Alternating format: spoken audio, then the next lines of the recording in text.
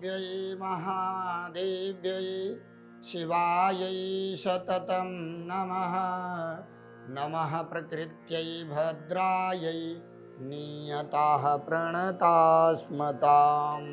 UP साड़ा भदोही से मैं अपनी जीवन की कथा प्रारंभ में मैं जो है जूनियर हाई स्कूल तक अपने पिता के ही अंडर में श्री अच्युतानंद उपाध्याय जी के अंडर में ही जूनियर हाई स्कूल एवं जौनपुर से इंटर हाई स्कूल करने के बाद प्रयागराज की धरती इलाहाबाद यूनिवर्सिटी एवं मोतीलाल इंजीनियरिंग कॉलेज में एमसीए करने के लिए उद्यत हुआ।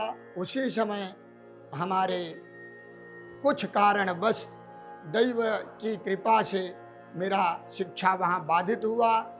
पूर्वांचल डिग्री कॉलेज से बीए की डिग्री प्राप्त करके और जो है वहाँ से ही मैंने संस्कृत महाविद्यालय संपूर्णानंद से साहित्य से शास्त्रीय आचार्य करने के बाद हमारे प्रथम गुरु श्री अच्युतानंद हमारे पिताजी ही एवं ज्येष्ठ भ्राता श्री डॉक्टर नरेंद्र नाथ जी के मार्गदर्शन में अध्यात्म को वैज्ञानिक दृष्टि से आप लोगों के समक्ष प्रस्तुत करने के लिए मैं यहाँ पर महाराष्ट्र की धरती पे राजेंद्र कुमार ग्वालेवाले जी द्वारा स्थापित शिव शक्ति धाम स्थित मंदिर में, जो कि राजेंद्र कुमार ग्वालेवाले जी ने कई मंदिरों की स्थापना एवं जीर्णोद्धार प्याऊ का निर्माण कराया है, उन्हीं के यहाँ रह करके मैं सतत लोगों का कल्याण करते हुए और दुआओं से वैज्ञानिक दृष्टि से अध्यात्म को वैज्ञानिक दृष्टि से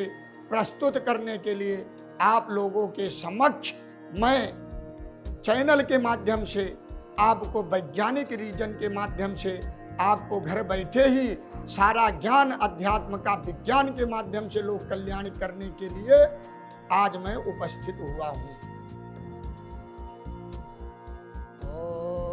अपवित्रः पवित्रो वा सर्वावस्थांगतो विवा यः स्मरेत् पुण्डरीकाक्षं सवाहयाभ्यन्तरः शुचिः। हमारे ऋषि महर्षियों ने पहले ही अध्यात्म को वैज्ञानिक दृष्टि से वर्णन किया है।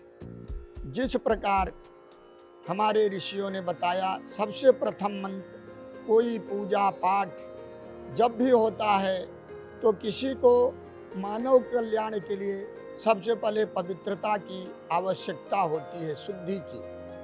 इसीलिए प्रथम मंत्र अपवित्रः पवित्रो वा, माने आप अपवित्र हो अथवा पवित्र हो, किसी भी अवस्था में हो, कहीं भी हो, आप जब पुंडरीकाक्ष माने भगवान विष्णु या कमल के सदृश जिसके नेत्र, ऐसे भगवान या अपने इष्ट देव का स्मरण करने मात्र से मानव पवित्र हो जाता है अंदर बाहर से।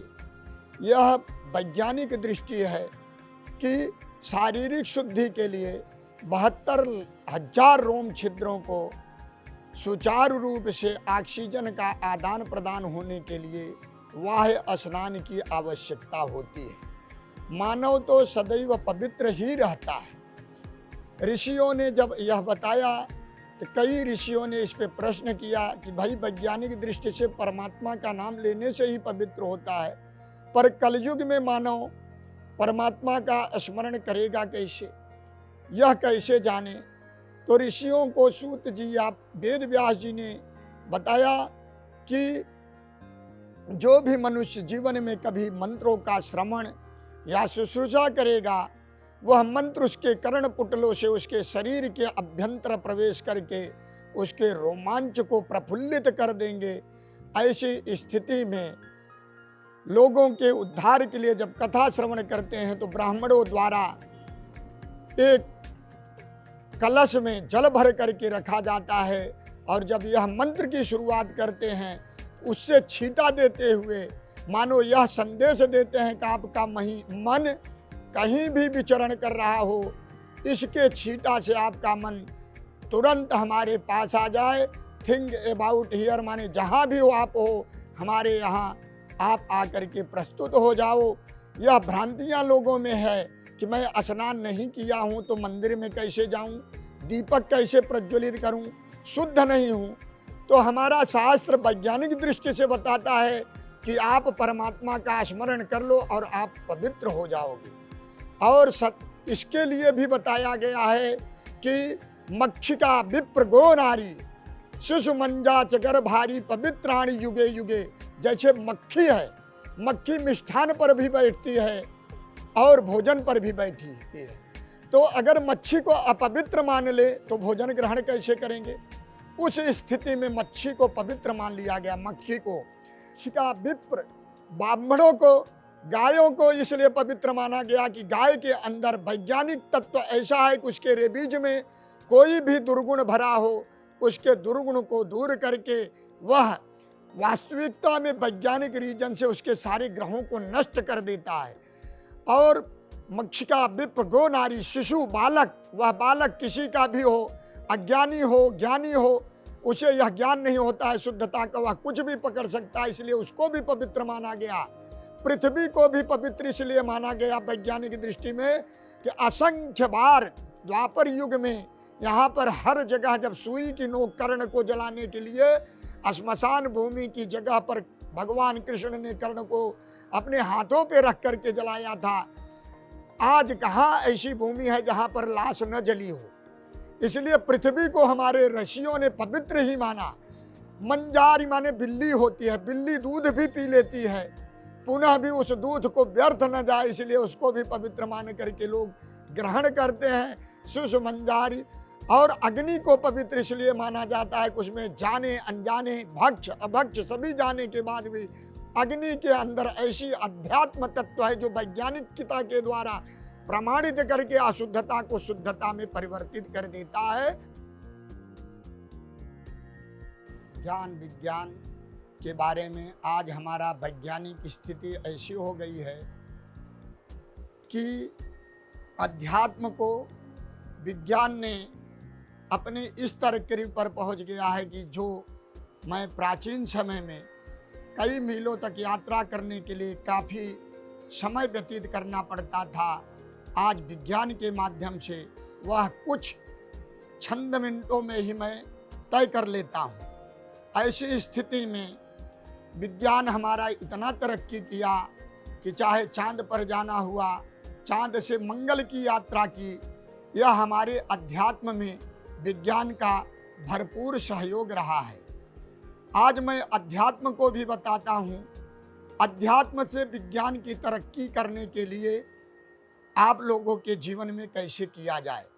जैसे एक कच्छप होता है, वह अपने अंडे को जमीन पे देता है, तुरंत वह जल में जा कर के निवास करता है और वहाँ पर ध्यान करते हुए वह जानता है कि आज ही मेरा अंडा प्रस्फुटित होगा और बाहर आता है तो उसके बच्चे खेलने लगते हैं और प्रस्फुटित हो जाते हैं। इसी तरह से हमारे जीवन में जब कभी कोई बालक हमारे पास रहता है, छोटा बच्चा, कदाचित वह कई मीलों तक दूर चला जाता है, जब हम अपने घर पर आते हैं वह बालक नहीं मिलता है तो मुझे असंतोष होता है कि बच्चा आज घर चला गया है। और वहाँ पर बच्चे की माँ उस बालक के प्रति बोलती है, लगता है इसके पिताजी या दादाजी नाना जी ऑफिस से घर पर आ गए हैं, इस समय यह बच्चा रो रहा है। और जैसे ही वह उनकी याद दिलाती है, उसी अवस्था में वह बच्चा जो है शांत हो जाता है। यह हमारा अध्यात्म है जो विज्ञान के माध्यम से प्रस्फुटित करके आज कई मीलों की यात्रा चंद मिनटों में करा देती है। ऐसे ही हमारा अध्यात्म है तंत्र मंत्र और यंत्र। जब भी जो कलर को एक में मिश्रित कर दिया जाता है तो वह एक तीसरा कलर रूप धारण कर लेता है। जैसे पानी ऊपर से नीचे आती है, नीचे से ऊपर जाने के लिए तंत्र का प्रयोग किया जाता है, ऐसे ही हमारे अध्यात्म में तंत्र का प्रयोग किया गया है। तंत्र एक सिस्टम है जो किसी भी चीज को सुचारू रूप से संचालित कर दे, वह हमारा अध्यात्म है वैज्ञानिक दृष्टि से।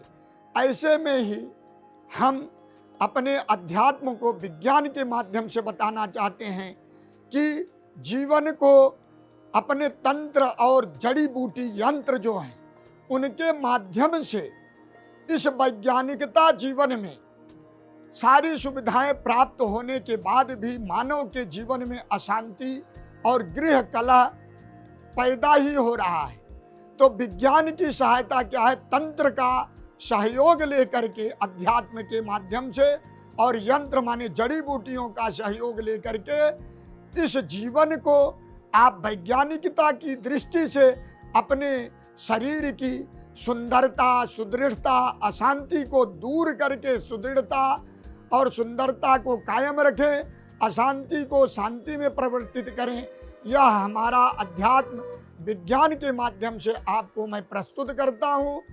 और हमारा यह ज्ञान विज्ञान के माध्यम से तथास्तु चैनल को आप लोग सब्सक्राइब करें एवं लाइक करें एवं बेल आइकन पर क्लिक करें।